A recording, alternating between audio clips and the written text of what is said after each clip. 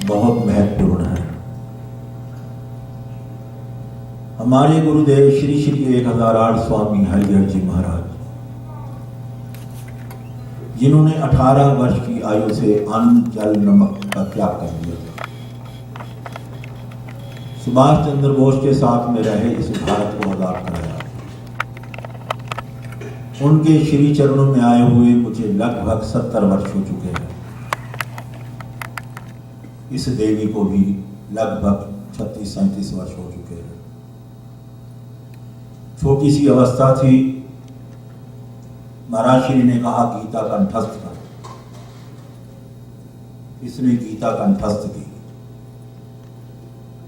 91 में इन्हें गीता रत्न की उपाधि मिली।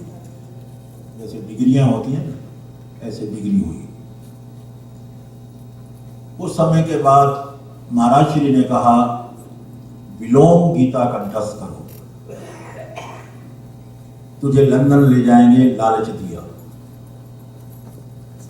इसने 4 दिन में बैठ करके विलोम गीता भी कंठस्थ कर ली।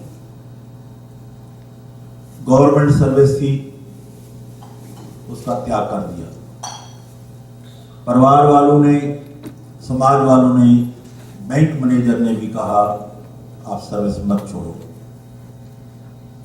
इसने उत्तर दिया उनको, जब बड़ी सरकार की नौकरी मिल गई है तो नकली सरकार की नौकरी बोलो क्या करनी हाँ जी, क्या करनी, छोटी सरकार की नौकरी। फिर क्या विचार है आपका? ठीक किया। आपका क्या विचार है?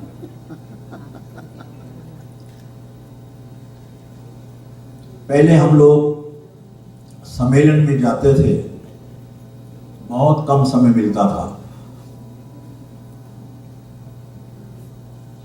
वहां पर बैंक मैनेजर से जब प्रवचन सुनने के बाद हमारे कक्ष में आए कि स्वामी जी समय कुछ और ज्यादा हो।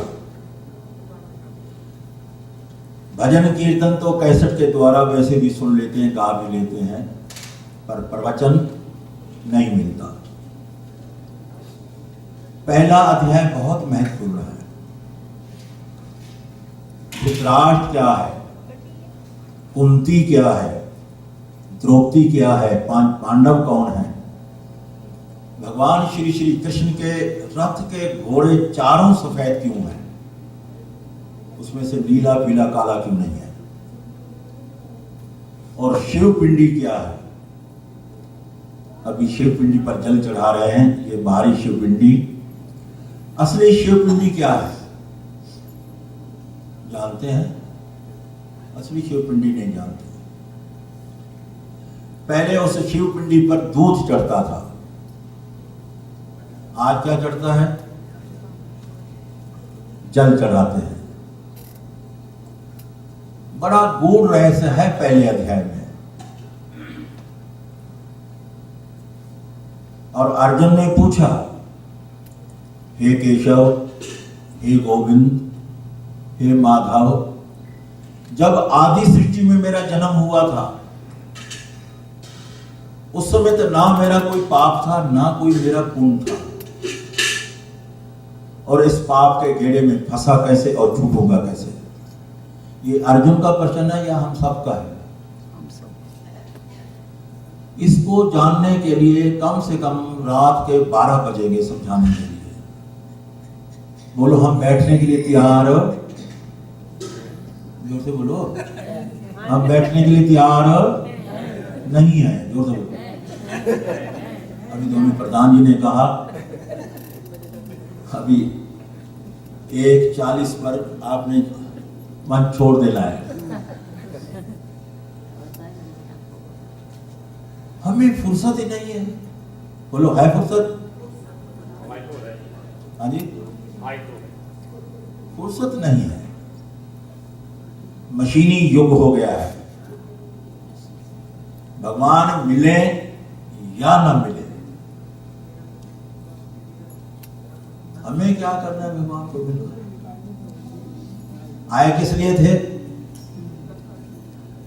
मेरी बातें कुछ अनपढ़ी हैं, समझ में आ रही है ना?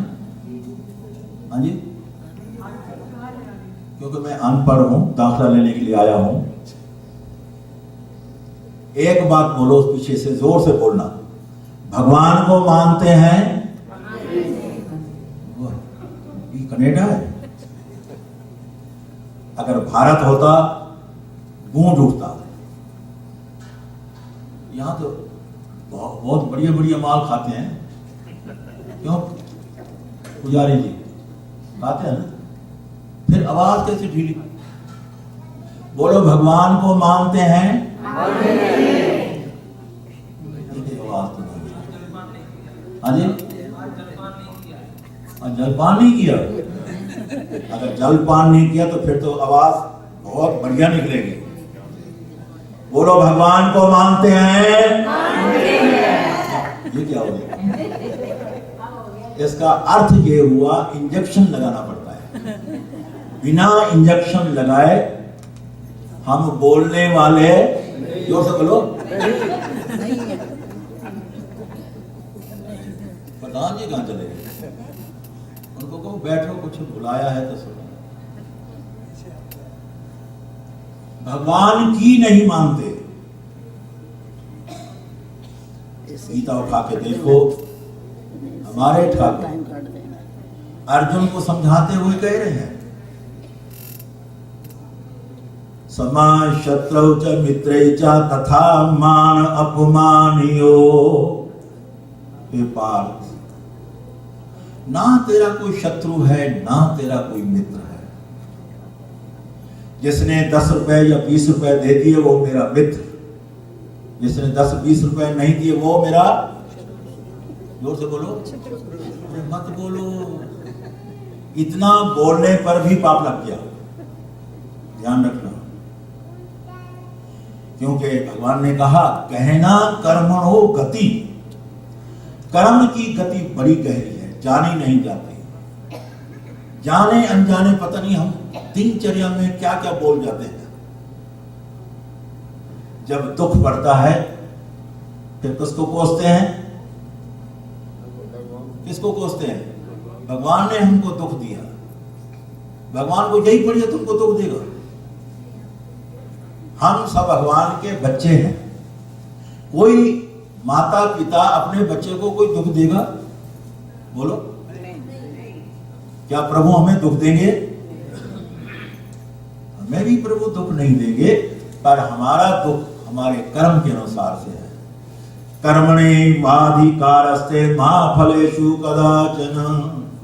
हे पार्थ, कर्म करने का अधिकार तेरा और फल देने का अधिकार मेरा। हम जानते तो हैं, बोलो जोर से बोलो, हम जानते हैं। इंजेक्शन लगाना पड़ेगा फिर, जोर से बोलो, हम जानते हैं पर मानने वाले नहीं हैं। जोर से बोलो, हाँ जी। अच्छा, चाची बोल पड़ी, चाची बोल पड़ी। वाह, आज तो चाची भी बना दिया मैंने। अरे चाची बड़ा मुश्किल है, बहुत मुश्किल है। रोज सुन रहे हैं, रोज पढ़ रहे हैं, पर अमल में न लाए तो मैं क्या करूं? भक्त संकट में जाए तो मैं क्या करूं?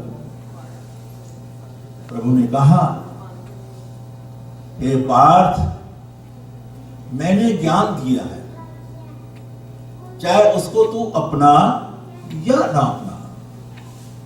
अब कर्म तेरा है, जैसा करोगे वैसा भरोगे। पर अर्जुन ने जो पूछा, हे केशव, आदि सृष्टि में जब मेरा जन्म हुआ था उस समय ना मेरा कोई पाप था ना कोई मेरा पुण्य था। हमारे ठाकुर मुस्कुरा दिए, कृष्णम वंदे जगत गुरु। ठाकुर मुस्कुरा दिए। बोलो पार्थ, क्या पूछना चाहते हो? कि ठाकुर ये बताओ, मेरा आदि सृष्टि में ना कोई पाप था ना कोई मेरा पुण्य था, इस पाप के गेड़े में फंसा कैसे और छूटूंगा कैसे? तो कल ये बात चली थी, इसी के ऊपर मेरे गुरु जी हैं क्योंकि BA MA हैं। मैं तो 5 क्लास उर्दू पढ़ा था, हिंदी के स्कूल में नहीं गया। इनको लोम विलोम गीता कंठस्थ और प्रवचन के लिए जब आई ऊपर तो हमने अपना इनको गुरु मान लिया, क्योंकि गुरु को एक चेला चाहिए होता है, बैग उठाने वाला, ठीक है ना। तो हम बैग उठा करके इनके साथ साथ चलते हैं। पर इन 2 श्लोकों को सुना, 14वां श्लोक और 15वां श्लोक तीसरे अध्याय का।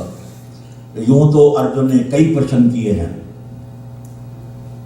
इतना अनमोल ज्ञान दिया है भगवान ने गीता का, इसलिए हमारे गुरुदेव के रोम रोम में गीता है।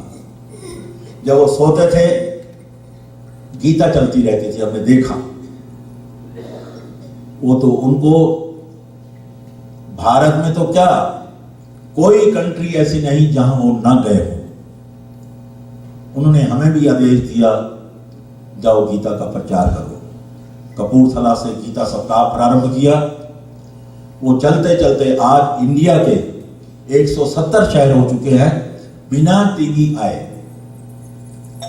पहले प्रोग्राम साल के बुक होते हैं, विदेश में भी कई जगह पर आ चुके हैं। लंदन में पिछली बार सप्ताह हुआ, या पिछली बार यहाँ आए, यहाँ भी 2 जगह पर प्रोग्राम रहा, कई जगह पर और भी रहा। अब हम और आगे ना बढ़ें, हमारे गीता जी आगे विचारों को बढ़ाएं। थोड़ा विलंब भी हो जाए, जल्दी तो नहीं करेंगे। रोटी गरम है, रोटी गरम है। हाँ जी, अच्छा मैक्रो में रखी हुई है, चलो कोई बात नहीं।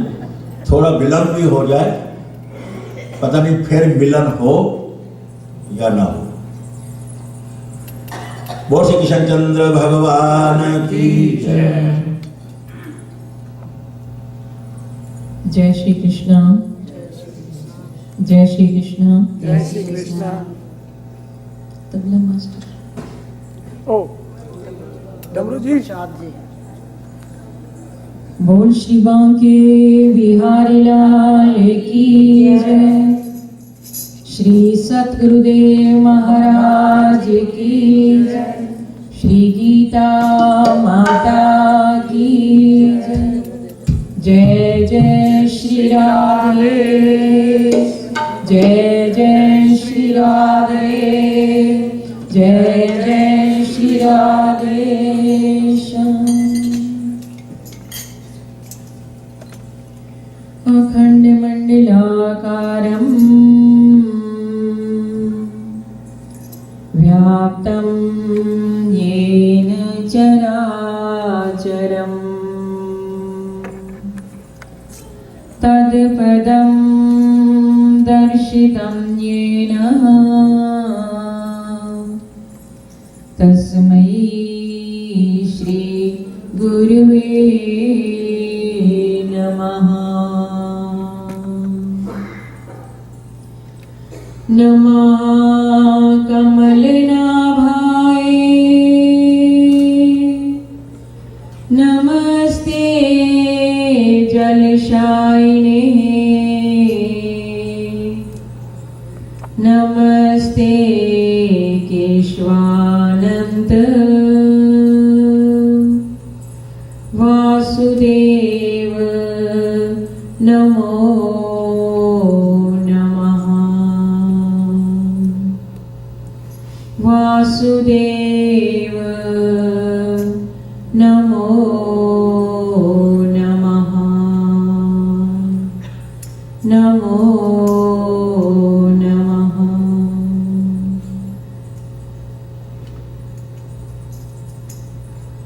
आइए सभी भक्तजन एक बार ठाकुर जी के चरणों में अपने मन को एकाग्र करें, भाव श्रद्धा से सभी गाएं।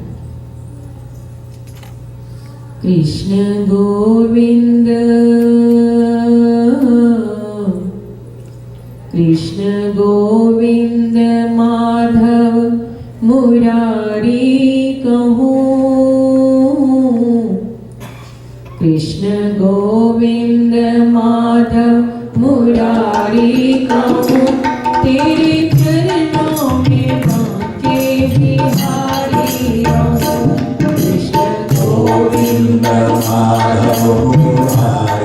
रहूं, तेरे चरणों में भाग्य बिहारी रहूं। कृष्ण गोविंद माधव मुरारी कहूँ, तेरे चरणों में भाग्य बिहारी रहूं। गोविंद माधव मुरारी कहूँ, तेरे चरणों में भाग्य बिहारी रहूं। तेरी भक्ति में मगन रहूं मैं सदा, तेरी भक्ति में मगन रहूं मैं सदा, तेरी मस्ती में मस्त रहूं मैं सदा, तेरी मस्ती में मस्त रहूं मैं सदा। तेरे प्रेम का नित मैं दीवाना रहूं, तेरे प्रेम का नित मैं दीवाना रहूं। तेरे चरणों में भाग्य बिहारी रहूं, तेरे चरणों में भाग्य बिहारी रहूं। कृष्ण गोविंद माधव मुरारी कहूँ, कृष्ण गोविंद माधव मुरारी कहूँ, तेरे चरणों में भाग्य बिहारी रहूं। तेरे चरणों में भाग्य बिहारी रहूं। अपने मन को मैं मंदिर बनाया करूं, अपने मन को मैं मंदिर बनाया करूं। ज्ञान तुझ में मैं अपना लगाया करूं, ध्यान तुझे मैं अपना लगाया करूं। तेरी सेवा का हरदम पुजारी रहूं, तेरी सेवा का हरदम पुजारी रहूं। तेरे चरणों में भाग्य बिहारी रहूं, तेरे चरणों में भाग्य बिहारी रहूं। कृष्ण गोविंद माधव मुरारी कहूँ, कृष्ण गोविंद माधव मुरारी कहूं, तेरे चरणों में भाग्य बिहारी रहूं। तेरे चरणों में भाग्य बिहारी रहूं। तेरी झांकी में भाग्य निहारा करूं, तेरी बातें में भाग्य निहारा करूं। तेरी झांकी में भाग्य निहारा करूं, नाम तेरा मैं हर पल पुकारा करूं, नाम तेरा मैं हर पल पुकारा करूं। तेरे पावन दर्श का भिखारी रहूं, तेरे पावन दर्श का भिखारी रहूं।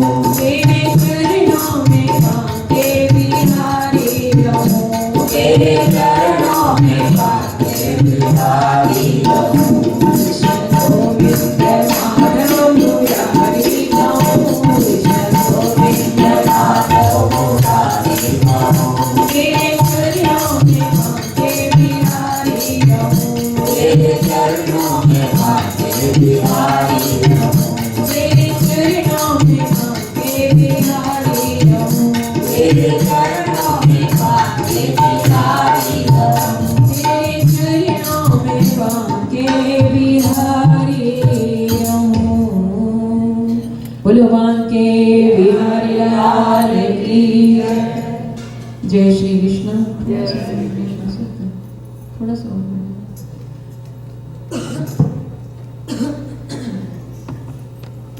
बोल श्री कृष्णचंद्र भगवान की जय। प्रातः स्मरणीय परम पूजनीय भगवान गुरुदेव एवं गीता माँ के परम प्रिय भक्तजन, परम पिता परमेश्वर की अहेतुक अनुकंपा से आज आप सभी भक्तों के दर्शन हो रहे हैं। कोई पूर्व जन्म का संजोग लिखा था जो ठाकुर जी के चरणों में बैठकर हमारा और आपका ही मिलन होना था। वैसे कनाडा में सेकंड टाइम आने का अवसर मिला है। अभी आप पूज्य महाराज जी से सुन रहे थे, हमारे गुरुदेव श्री श्री 1008 स्वामी हरिहर जी महाराज, जिन्होंने यंग एज से अन्न और जल का त्याग कर दिया था। 102 वर्ष की एज में अपने इस भौतिक शरीर का अपनी इच्छा से त्याग किया। उनके रोम रोम में गीता बसी थी। हमें भी उनका यही आदेश था, जन जन तक गीता पहुंचाओ। इतनी महान हस्ती होकर देश विदेश में उन्होंने जीवन पर्यंत गीता का प्रचार किया। आज उन्हीं के आदेशानुसार ठाकुर जी का ये संदेश थोड़े समय में, थोड़े शब्दों में आप तक पहुंचाया जा रहा है। श्रीमद् भगवद गीता भगवान के मुखारबिंद से निकला हुआ अमर उपदेश है। जो भी जीव श्रद्धा सहित इस अमर उपदेश को पढ़ता है, सुनता है, वह इस जीवन में धारण करता है, वो इस जीव तत्व को छोड़कर ईश्वर तत्व की प्राप्ति करता है, इसमें संशय नहीं। जैसे सूर्य का प्रकाश ना केवल हिंदुओं के लिए है, ना केवल सन्यासियों के लिए है, प्राणी मात्र के लिए है। चंद्रमा की चांदनी हर जीव को शीतलता देती है। भगवान ने हवा बनाई, जल बनाया, बोलो किसी एक की प्यास बुझती है? प्राणी मात्र के लिए।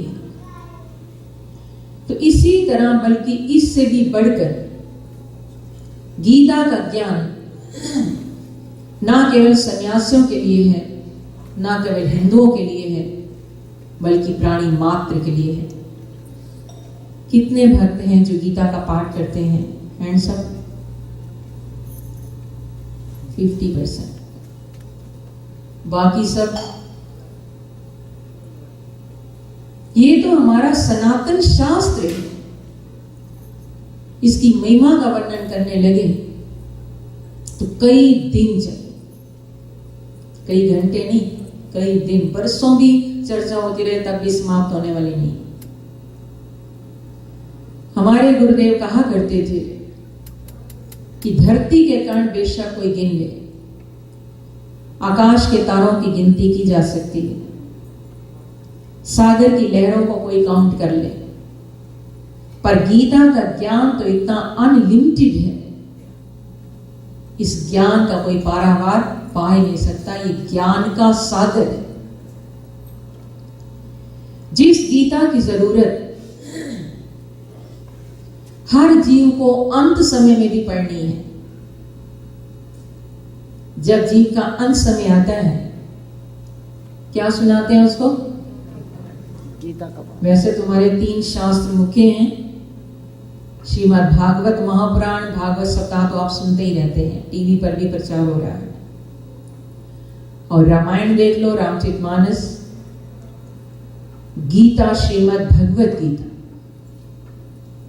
भागवत और रामायण में भगवान ने अवतार लेकर क्या क्या लीलाएं की, घर बैठकर पढ़ेंगे तो भी समझ में आ जाएगा। पर श्रीमद् भगवत गीता में भगवान की कोई लीला कथा नहीं है। इसमें तो केवल उपदेश ही उपदेश है। मानव जीवन को पाया है तो हमारा कल्याण कैसे हो। इसलिए जब अंत समय आता है तो क्या सुनाई जाती है हमको? परिवार वाले कहते हैं किसी गीता पाठी को बुलाओ, इसको गीता सुनाओ।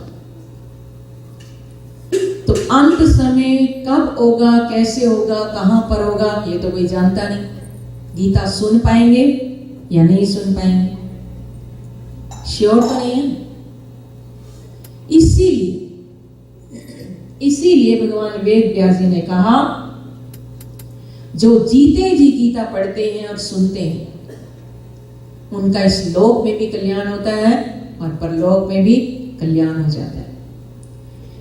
गीता गंगोदकं पीत्वा पुनर्जन्म न विद्यते।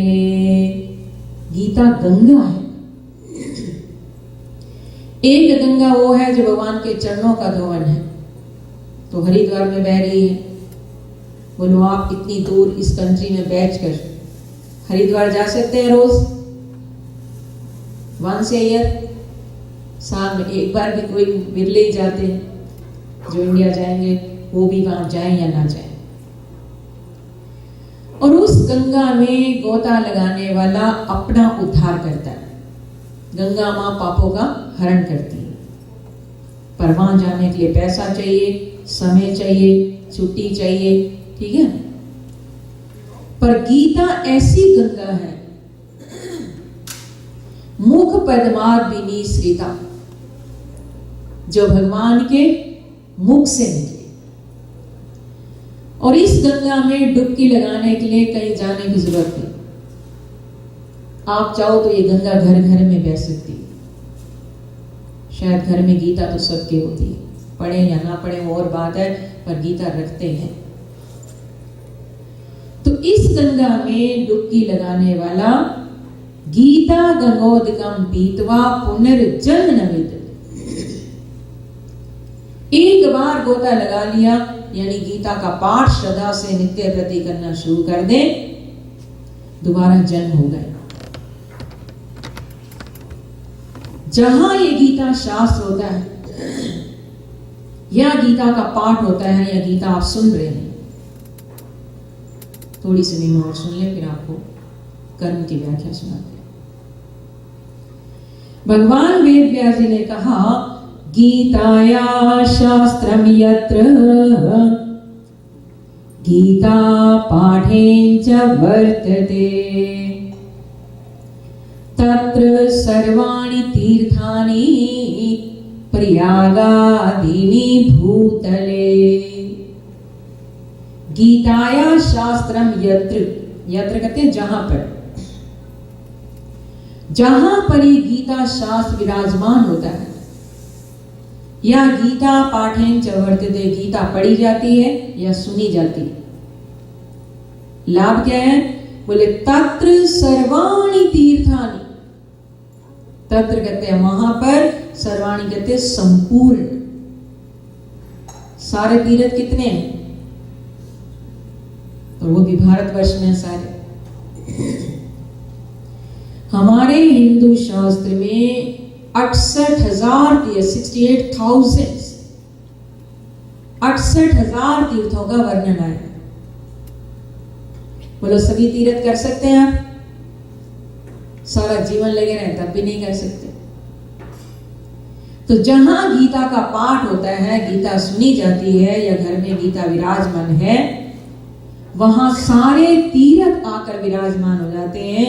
और सभी तीर्थ नहीं बल्कि प्रयाग आदि भूत है। सब तीर्थों के राजा कौन है? बोलो प्रयागराज। प्रयागराज भी उस भूमि पर आकर निवास करते हैं जहां गीता का ये सत्संग होता है। अभी आप थोड़ी देर में जो गीता सुन रहे हैं, समझना सभी तीर्थों में स्नान करने का पुण्य या बैठे बैठे प्राप्त होते हैं।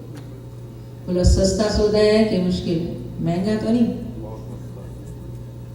तो ऐसी गीता जिसकी महिमा सुनाने लगे तो कई दिन चाहिए, पर अभी महाराज जी का आदेश है, कर्म की थोड़ी सी व्याख्या सुने। अर्जुन को निमित्त बनाकर हम सब के कल्याण के लिए भगवान ने गीता का सुंदर उपदेश दिया है। एक एक श्लोक में हमारे जीवन का कोई ऐसा प्रश्न नहीं जिसका उत्तर गीता में ना, पर मिलेगा कहां पर?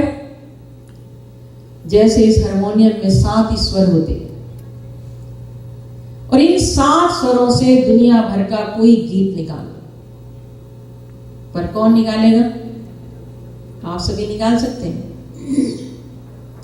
जो उनका जानकार होगा। ऐसे गीता में 700 श्लोक हैं, 18 अध्याय हैं। इन 700 श्लोकों में हमारे जीवन के हर प्रश्न का उत्तर भरा है। पर वो ज्ञान मिलेगा कहां पर? बिनु सत्संग विवेक न हो। जब गीता सत्संग में बैठेंगे, गीता सुनेंगे, सुनने से ज्यादा समझ में आती है, उतनी पढ़ने से नहीं आती। बाकी पाठ करने का महत्व है, पढ़नी चाहिए। सारी गीता आप नहीं पढ़ सकते, कम से कम 12th chapter is the most important chapter of Gita. It's heart of Gita. Gita का 12वां अध्याय भक्ति योग भगवान का हृदय है, गीता माँ का हार्ट है।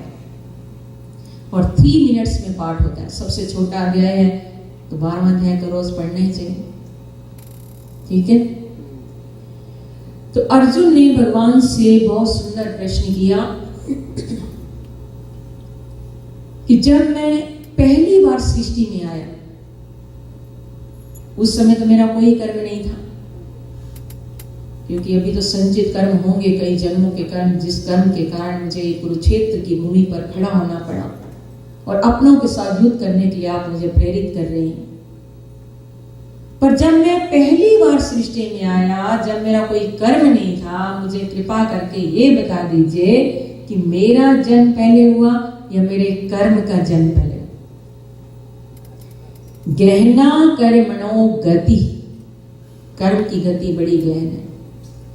हे प्रभु, किसी को आपने अमीर बना दिया, किसी को गरीब बना दिया।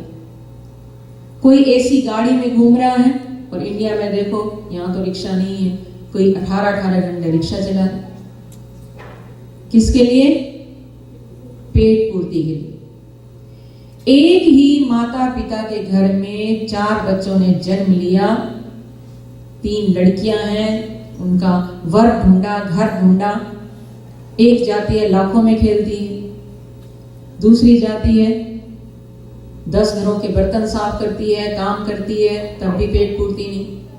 तीसरी ऐसे घर में गई जहां शराबी पति मिला, मार धाड़, 6 महीने में उसको जला कर रख कर दिया। बोलो पेरेंट्स का कसूर है? तो क्या कहा जाएगा? उन तीनों बहनों का अपना अपना कर्म।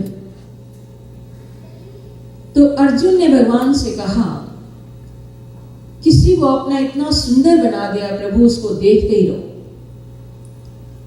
और किसी को इतना कुरूप कि उसके पास कोई बैठने को तैयार नहीं, मानव का शरीर मिला पर सारे शरीर में कोढ़ हो चुका है।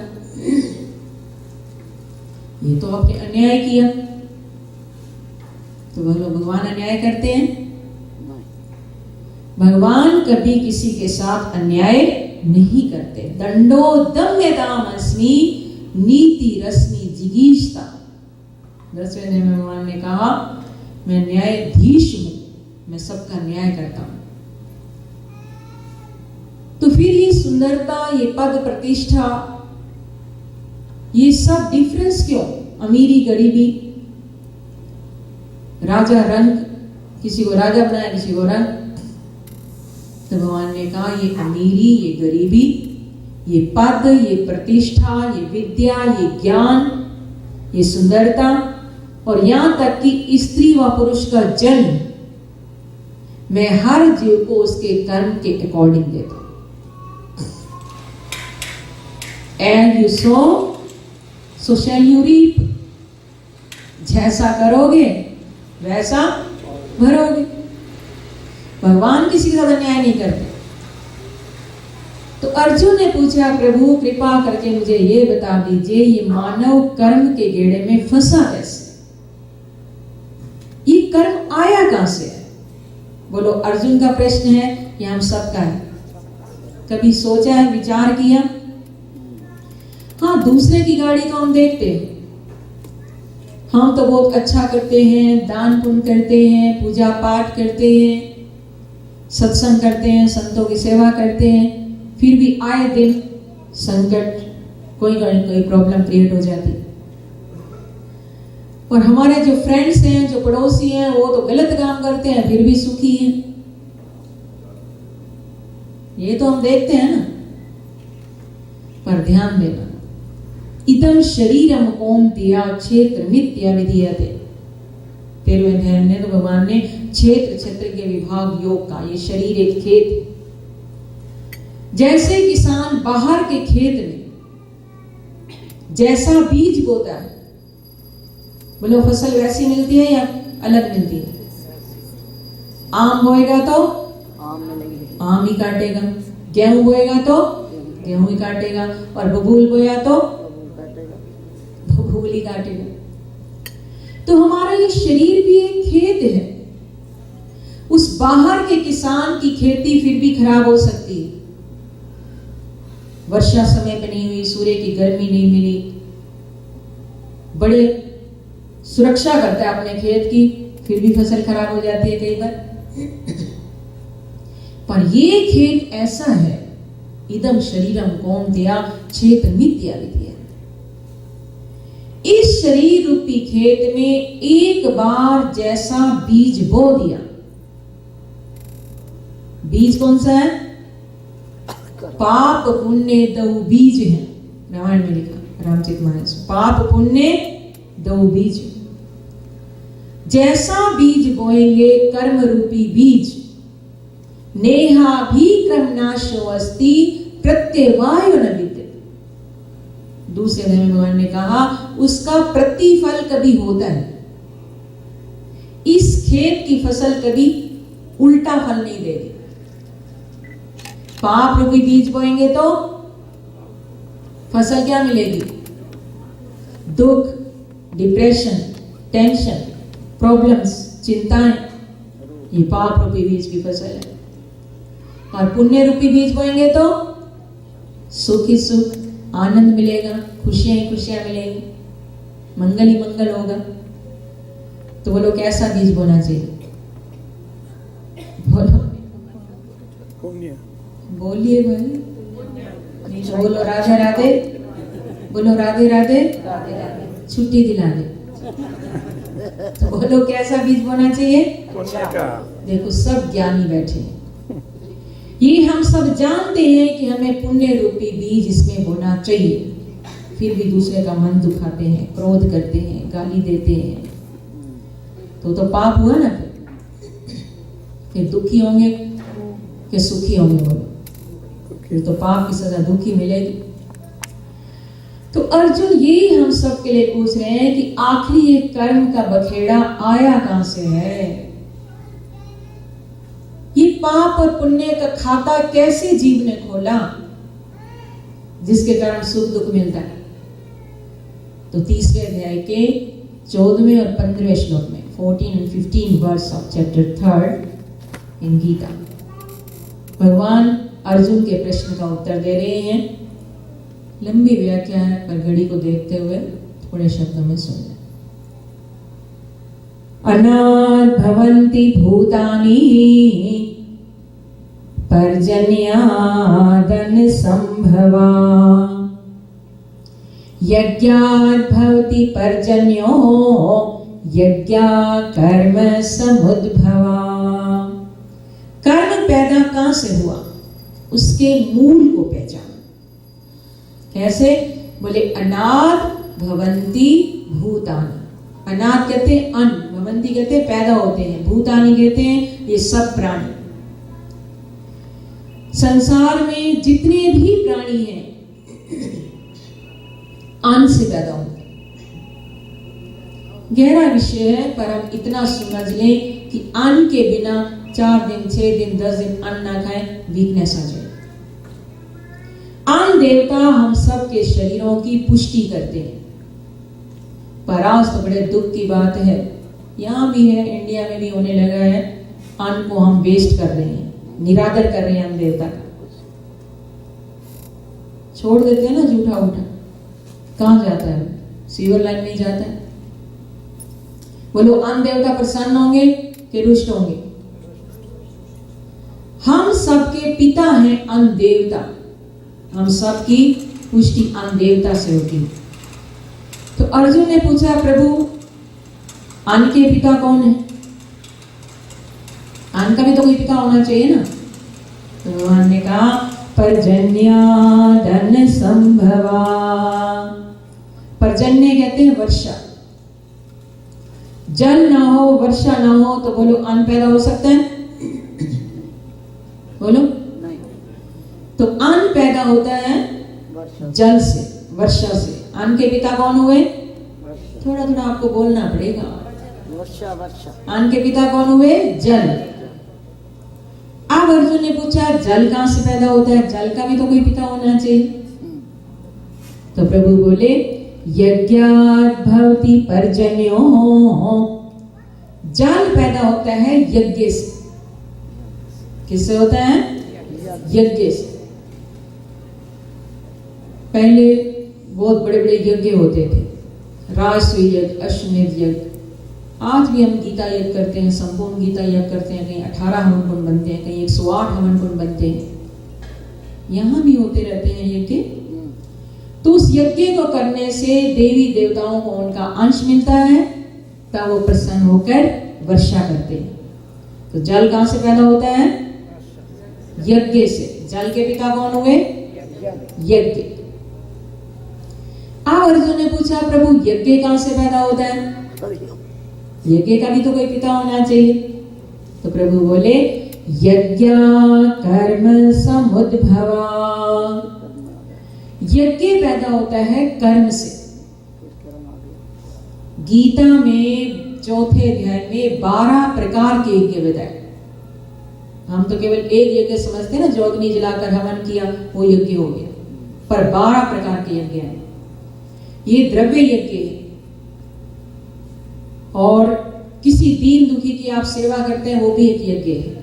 इंद्रियों पर कंट्रोल करते हैं, संयम करते हैं, वो भी यज्ञ है। प्राणायाम करते हैं, वो भी यज्ञ है। भगवान को भोग लगाकर खाते हैं, वो भी एक यज्ञ है। और सर्वश्रेष्ठ यज्ञ बताया श्रेयान द्रव्यमयात् यज्ञात् ज्ञान यज्ञ परंतप। सबसे श्रेष्ठ यज्ञ कौन सा है? ज्ञान यज्ञ। ये कौन सा यज्ञ चल रहा है अभी? बोलो। गीता ज्ञान यज्ञ। तो ये ज्ञान यज्ञ कहां से पैदा हुआ? यदि हमारे मनीष जी आए यहाँ पर और अपने भूपेंद्र जी भी यहाँ कराना चाहते थे, अश्विनी जी से बात हुई और अपने प्रधान जी से बात हुई, यदि ये सब ये कर्म ना करते, ये आयोजन ना कराते, हमें ना बुलाते, माइक ना लगाते, स्टेज ना बनती, यानी ये कर्म ना होता, तो ज्ञान यज्ञ पैदा हो सकता था? बोलो। नहीं। तो यज्ञ कहां से पैदा हुआ? कर्म से। यज्ञ के पिता कौन हुए? कर्म। याद रहेगा सब? एक बार रिपीट करें। सब प्राणियों के पिता अन्न, अन्न के पिता जल, जल के पिता यज्ञ, और यज्ञ के पिता कर्म। अर्जुन बोले प्रभु मुझे असली बात बताओ, कर्म कहां से आया? बता रहा हूं पार, पेशेंस तो रख। तो अगले श्लोक में भगवान ने कहा कर्म ब्रह्मोद्भवं विद्धि ब्रह्माक्षर समुद्भवम्। ब्रह्म अक्षर समुद्भव। सृष्टि के आदि में जब भगवान की नाभि से कमल निकला और कमल पर ब्रह्मा जी प्रकट हुए, तपस्या करने के बाद ब्रह्मा जी को भगवान ने आदेश दिया जाओ सृष्टि की रचना करो। तो जब ब्रह्मा जी ने सृष्टि रचना स्टार्ट की तो सबसे पहले उन्होंने कीट पतंगे बनाए, जलचर जीव बनाए, नभचर जीव बनाए, पेड़ पौधे बनाए, जंगल का जानवर शेर बना दिया, मोरों के पंखों में कारीगरी कर दी। कई बर्ड्स देखो कितने सुंदर सुंदर बर्ड्स हैं यहाँ पर। तो एक योनि कम 84 लाख योनियों की रचना ब्रह्मा जी ने कर दी, पर उनको अपनी ही सृष्टि रचना में सेटिस्फैक्शन नहीं। तब प्रभु की प्रेरणा से, ध्यान देना, प्रभु की प्रेरणा से ब्रह्मा जी ने अंतिम शरीर मानव का रचा। किसका रचा? मानव। जिसने जन्मते ही ब्रह्मा जी से पूछा है ब्रह्मदेव मैं इस सृष्टि में क्यों आया, मुझे करना क्या है, और मुझे इस नारायण की प्राप्ति कैसे हो सकती है? तो जैसे उसकी बात ब्रह्मा जी ने सुनी, प्रसन्न हो गया, सेटिस्फाइड हुए, अपनी कलम दवात लेखनी पेपर सब नीचे रख दिया। बोले जिसने मेरे नारायण को पाने की बात पूछ ली बस इससे सुंदर और कोई दूसरा शरीर हो ही नहीं सकता, बस इसके बाद मैं किसी शरीर की रचना नहीं करूं। अंतिम शरीर मानव। तो जब मानव का शरीर रचा ब्रह्मा जी ने, कर्म को भी साथ में भेजा। कर्म ब्रह्मोद्भवम विधि ब्रह्माक्षर समुद्भवम। मानव निर्मल था पर कर्म को साथ में भेजा। तो कैसे हम बंध गए? बच्चे का जन्म होता है, कुछ समय तक बिल्कुल निर्मल मन का होता है, उसके मन में किसी के प्रति राग द्वेष मित्र शत्रु का भेदभाव नहीं रहता। जो उसको प्यार करता है उसी के पास चला जाता है। जैसे जैसे हमने होश संभाला, अब अगर कोई गलत सोसाइटी में पड़ गया, गलत काम करता है, निंदा चुगली करता है, खून खराबा करता है, गाली गलौज करता है, गंदी संगत में बैठता है, तो समझना उसने अपना पाप कर्म का खाता खोलता चला गया। और यदि कोई अच्छी संगत में बैठ गया, संतों का संग मिल गया, मीठा बोलता है, धर्म के रास्ते पर चलता है, अच्छी बात करता है, तो उसका पुण्य कर्म का खाता बनता चला गया। कहने का भाव, हर जीव ने अपने पाप और पुण्य का खाता अकाउंट किसने खोला है? बोलो, मानव ने। बैंक में अकाउंट कौन खोलता है? बैंक में भी तो हम खुद खोलते हैं ना। तो इस ठाकुर जी के बैंक में भी हमने अपने पाप और पुण्य का खाता खुद ही खोला। जैसे इस बैंक में, यहाँ का तो पता नहीं, पर इंडिया में मेन 3 तरह का अकाउंट होता है। Fix deposit, saving account and current account. यहां भी ऐसा होता है। तो फिक्स डिपॉजिट है जो हमारे कई जन्मों के कर्म एकत्रित होते गए, क्योंकि कई जन्मों का खाता है ना। पर याद रखना, मानव योनि केवल एक ऐसी योनि है जो कर्म योनि भी है और भोग योनि भी है। मानव योनि को छोड़कर बाकी जितनी योनियां हैं वो सब केवल भोग योनियां हैं, कर्म करने का अधिकार नहीं है। जो कई जन्मों के हमारे कर्म एकत्रित हो गए वो है फिक्स डिपॉजिट, इज द संचित कर्म। और दूसरा, जिसके कारण हमें मानव का शरीर मिला, इसको सोने का रथ का, अर्जुन को जो रथ मिला था ना, तथा श्वेतैर हैर्युक्ते महती सैंदने स्थितो, सुंदर दिव्य सोने का रथ था। बोलो, केवल अर्जुन को मिला था या हम सबको मिला? सबको मिला। दशरथ ये शरीर रूपी दिव्य सोने का रथ। इसको सोने की लंका भी कहा। सोने का रथ क्यों कहा? शरीर तो गधे को भी मिला, एक चींटी को भी मिला, एक मच्छर को भी तो शरीर मिला ना, पर उन सबको सोने का रथ नहीं माना। मानव को सोने का रथ इसलिए कहा क्योंकि इस मानव शरीर से ही, कल हमारे भूपेंद्र जी भी पूछ रहे थे, बात बीच में रह गई थी कि मानव के शरीर को उत्तम क्यों माना। इतनी लाखों योनियां हैं और भी तो भगवान ने सारी रचना की, तो मानव के शरीर को उत्तम क्यों माना? सीधी सी बात है कि मानव के शरीर के द्वारा ही भगवत प्राप्ति संभव है, किसी और शरीर के द्वारा प्रभु प्राप्ति नहीं की जा सकती। वो तो केवल भोग योनियां हैं। मानव योनि में जो करेंगे उसका भोग उन योनियों में भोगेंगे। और मानव योनि कर्म योनि है।